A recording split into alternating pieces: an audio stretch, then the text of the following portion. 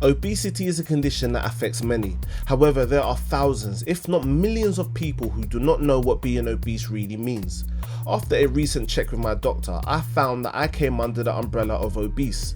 Standing at 6 feet tall and a weight of 18.5 stone, I was frightened of that title. The doctor explained that I had nothing to worry about. However, the stigma of being obese in society was something that still plagued my mind. I really wanted to know the difference. By exploring this topic, hopefully I'll be able to learn more about diets, health, and how those who suffer from extreme obesity cope with it, or the measures needed to cure what many are calling a disease.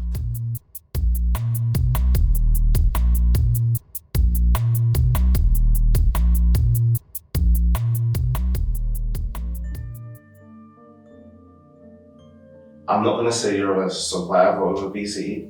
I am. Yeah? I am.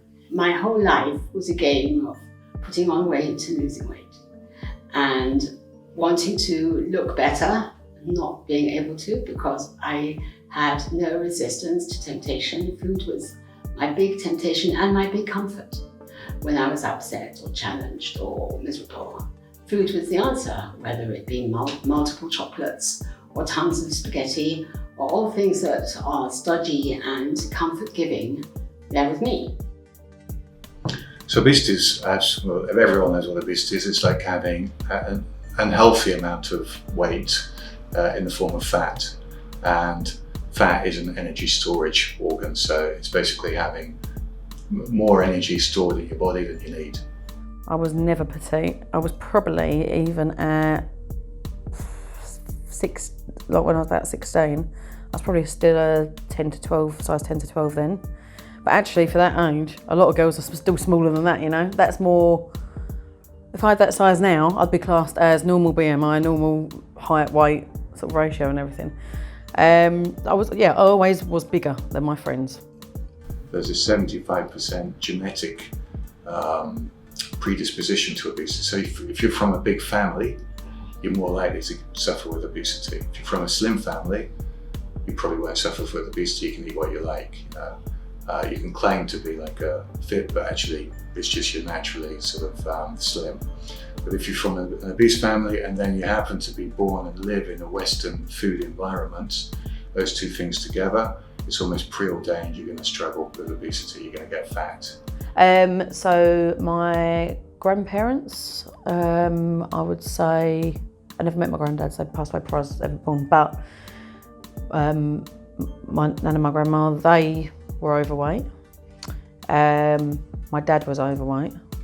He died at 49, but that was a smoking related, I don't smoke, smoking related, from heart attack. So yeah, I mean, of course things can be hereditary, and especially if you've got, I mean I haven't, but if you've got like slow thyroid or whatever that medical conditions, so people can be plus size for that reason. BMI stands for body mass index. The number is actually your weight over height squared. You can have a healthy body fat percentage yet be classified in, say, the overweight category or even obese category. For women, a healthy body fat is between 13 and 31%. For men, it's between 6 and 19%. It actually says I'm obese. Okay, and how much do you weigh? Like 59 kg. So, but I think it's because I've got muscle as well, so it doesn't take that into account. So, and because that's why it says a lot of bodybuilders are obese. No way around it, Vinny Munoz is a big guy. In fact, he works at it constantly. Just eat healthy, I eat clean. I eat right now at 2,100 calories a day, and I eat chicken, vegetables. But would you call him obese? The body mass index calculation does not apply well to very athletic people. Big guy that's muscular, if you wanted to look further into it, you could do a body fat percentage. Well, you can get like, obviously somebody has to do it for you, but like skin calipers. So you like measure, you pinch it in like different areas of your body, and you do it maybe like 3 times to get that sort of average of each area that you're doing it on. And then you can actually pop it into like an app or the measurements from each section. Then it calculates it and it tells you what your body fat percentage is. So it gives an idea, so it's not going to be 100% accurate. Nothing really is. I had a blood test the other day as part of a health check. I had my blood pressure done. My blood pressure's never been a problem. I had my cholesterol done. It's perfect. I was tested for diabetes. All clear. Not to say that can't change. Of course, you never know what's around the corner. My mum, on the flip side, is 5'8", 5'9", exercises 3 times a week, watches what she eats, has done pretty much her whole life. She's 71 now, but at the time I think she was about 66, diagnosed with breast cancer. So she's been on the other side where she's always looked after herself, eating organically, you know, all this kind of thing. Never overindulged in alcohol or sweet things or anything like that. And she still wasn't sort of covered or prevented from getting it. So I just think you've got to live your life. Obesity costs America over £150 million a year, almost 10% of the US medical budget. Statistics show that 1 in 3 adults and 1 in 6 children will be obese. Obesity is epidemic in America and a major contributor to deaths. People can form heart disease, cancer, and diabetes. Well, first, obesity is not even understood by most doctors. It's not trained, it's not taught in medical school. Doctors think of obesity as eating too much and not exercising too much. That's a simple equation. Much more complex than that. Once you're in the field of obesity, you look into the evidence.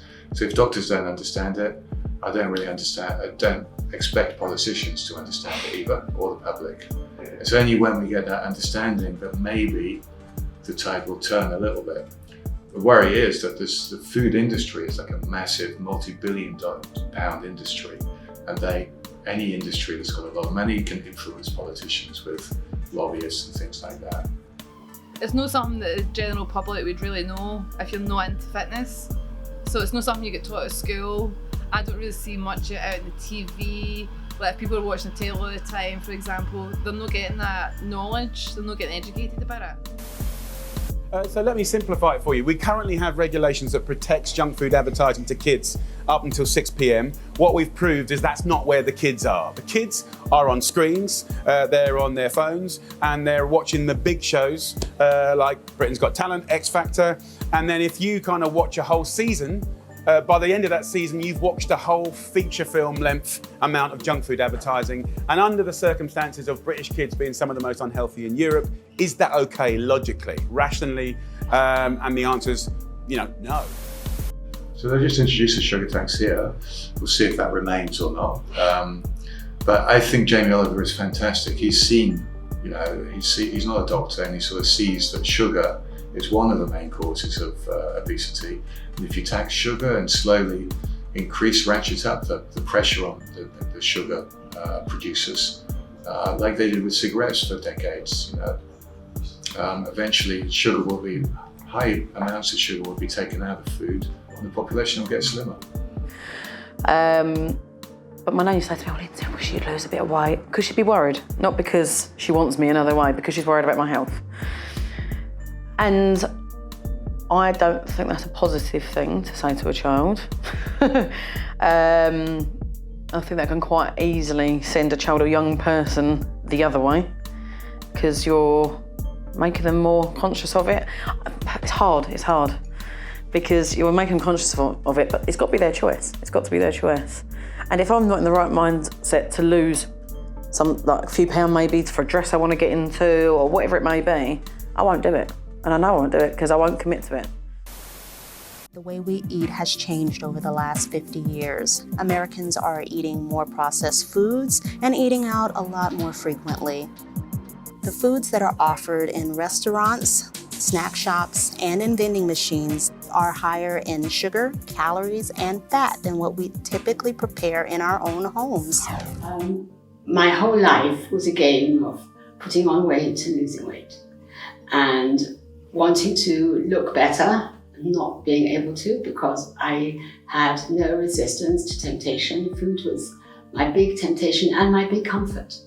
When I was upset or challenged or miserable, food was the answer, whether it be multiple chocolates or tons of spaghetti or all things that are stodgy and comfort-giving, they're with me. And after I was ill 7 years ago, I was very ill, I had pneumonia, and I was left with a big hacking cough, which is called bronchiectasis. I just couldn't manage anymore, and my lungs didn't have enough room. And I saw a friend of mine who had been my size and all of a sudden was thin, really thin. And I asked him what he did, and he said he had bronchiectasis, and he was advised to have a gastric bypass, not a band, not a sleeve, not anything else. They actually physically remove some of the stomach laparoscopically. They take it away. It's gone. Goodbye, never come back. So bariatric surgery is this type of surgery where we affect the stomach and the small bowel to cause weight loss. So for instance, the most common operation is called a sleeve gastrectomy, where we actually remove 2/3 of the stomach. And we do it through little cuts. So the instruments are about as wide as this pen. So little 5mm cuts just in the upper abdomen. So it's not too painful. It's under anaesthetic, takes about an hour. And we take the stomach, which is about as big as a melon beforehand, and we remove literally 2/3 of it. So it's like a tube afterwards, about this wide and this long. So it's like a banana shape. Part of the stomach that we remove has got this appetite secreting hormone. So that causes the appetite, but that is removed. So you lose weight because your stomach is small, but you don't get that rebound appetite. So it just makes it easy. It makes the body want to be, for instance, from 20 stone, it just wants to be 12, 13 stone. Never say never, but I don't feel that unhappy to do that. I don't feel unhappy. I think you've got to be at a point where you've maybe tried everything, and at the end of the day, it comes down to if you're taking in more calories than you're burning, you're going to put on weight. So unless you've tried, I don't think that should ever be done. I don't think someone should go, oh, I'm fat, or I'm overweight, I want a gastric band. I think they should have jumped through certain hoops before they do that as a last resort. I know people that have had the surgery, it's gone well. I know people that have had it and it's been a disaster. So I think that you've got to be quite desperate to have that done, and I'm not. I don't like the celebration of morbid obesity, of Cosmo putting her on the cover in the way they did and making out this is a positive body image. People put themselves through very punishing regimes to be on the front of magazines. I think it's very hard to be... Tess Holliday's only punishing regime on that cover was to eat lots of food. I think, Angelina, that a bit of fat shaming is a good thing, right? I think that when people say to me, you put on a bit of timber, mate, it makes me go back and try and lose a bit of timber. Would you be happy with skeletal models doing it? You talk about Would you be happy with a really skinny, really ill-looking skinny model appearing in that video? Would you be happy with that? What if someone was literally starving themselves and we celebrated it by putting it on the cover of Cosmo? You would not like that. And that's the hypocrisy of this debate. I think where the plus-size modelling comes into it, average UK dress size is a 16, which is 100% plus size. They started considering, I think, a dress size 14 at plus size. I don't think that's still the case. But whether I'm slim or not, people are still going to be bigger. Other people are still going to be bigger. And it's about modelling those clothes to that market, because I've always been big busted. So when I was a teenager and trying to buy underwear, it was a nightmare. You couldn't get it anywhere. And it's only been a recent thing that it's been really easy to buy, and they're actually using real models of that size modelling now. And if I was slim, would everyone else be? Probably not. And there's always going to be overweight people. It's always going to be that we're never going to have everyone slim. It's not going to happen. Do you think by modelling, it's kind of glorifying, reinforcing it? Healthy lifestyle? No, I don't. I think it's so people of a plus size can see what those clothes look like on a real person. What is the point in trying to get a size 6 or 8 model to wear something that I would want to buy? I'm not going to see how that really looks. No, I mean in the sense And that, it's not. I don't think it's glorifying it. I don't think it's glorifying it. I think it's being realistic. And the thing is, I did try Slimming World for over a year, but I played with the same 5 or 6 kilos up and down. I would lose them, I would gain them. It was a ping pong game, and I got thoroughly fed up with that. And of course, the girl who ran my Slimming World class, she says, "Oh, you could have done it with us." I said, "But I couldn't. I tried. It didn't work." And this is good because when I eat too much, I'm sent a little message that says, "Watch it," and I like that. and it's fun, and it works for me. So yeah, there are some people that say you shouldn't have done it, but they're far outnumbered by those who say, wow.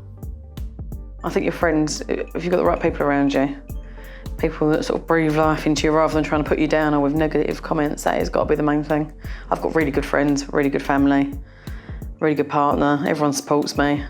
I think if anyone went onto my Facebook pages and my social media pages, they'll see my friends are always behind me, commenting positive stuff, and I keep those people around me. I don't want anyone negative around me. Not just in a weight sense, in any way. I like people that are positive. So, I've done a lot of self-development though. A lot of self-development books and things like that. My mind's quite strong. What are some of the things that they... So, like, have you heard of The Secret?